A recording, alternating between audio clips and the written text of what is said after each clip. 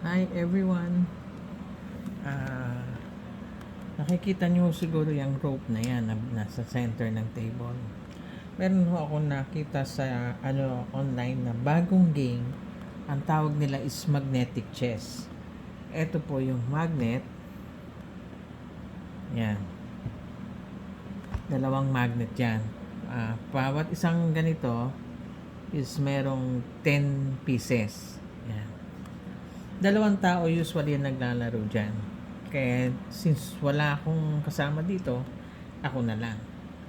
Ang purpose ho nito is bawat isang magnet ilalapag dito sa loob ng circle na to, ng rope. So katulad nito, may ganyan. So maglalagay tayo ng isang magnet. Ayan. Yung kalaban naman is maglalagay din siya ng isang magnet. Ayan. Ganun lang, alternate lang sila. Ayan. Dapat, kung sinong unang maubusan ng magnet, siya ang panalo. So, ganyan. Alternate, ganyan. Tapos ito, si kalaban, yan. Tapos ito pang isa, ganyan. Makikita nyo, napupuno na yung center niyan. So, magkakaroon ngayon ng strategy na dyan. Yan. Okay, ito so isa is dito. Ngayon po, ang natitira na lang ay taglima na lang sila. Ayan, taglima na lang na magnet.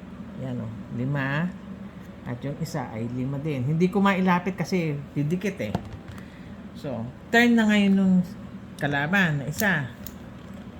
Lalagay siya ng isa. Oop. Teka, lagay natin. Ayusin natin. Yan. Ito rin isa. Maglalagay ngayon to si isa. Hahanap tayo na para hindi siya maka-attract. Ayun. Nakita nyo na-attract. So, ito kukunin ng kalaban.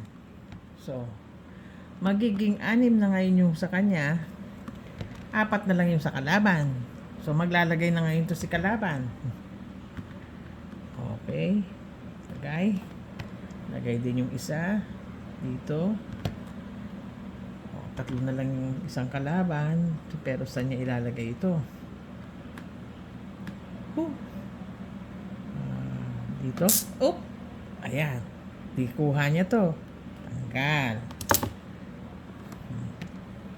5 laban sa 4. Lagay si isa. Lagay ulit tong si isa. Oh!